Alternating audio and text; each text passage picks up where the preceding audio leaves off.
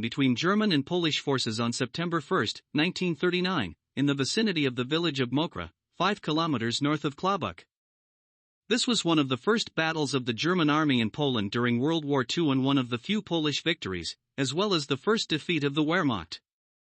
On September 1, 1939, at 5 a.m., the 4th Panzer Division under the command of General Hans Reinhardt, with air support from Ju-87s, crossed the German-Polish border and moved towards Krzepice to occupy the border town of Klobuck and cut the railway line connecting it with Katowice.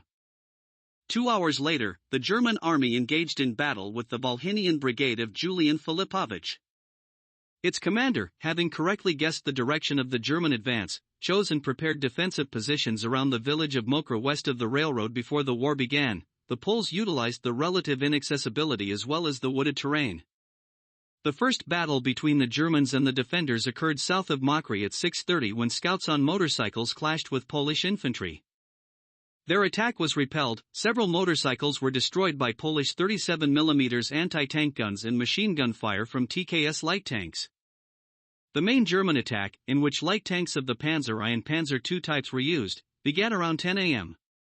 The Germans drove women and children in front of the tanks, but after the Polish brigade opened hurricane fire by letting the hostages through, the Germans had to retreat. At noon, German forces, with great difficulty, occupied Mokra. However, they did not hold the village for long. Polish artillery fire forced Reinhardt's units to retreat.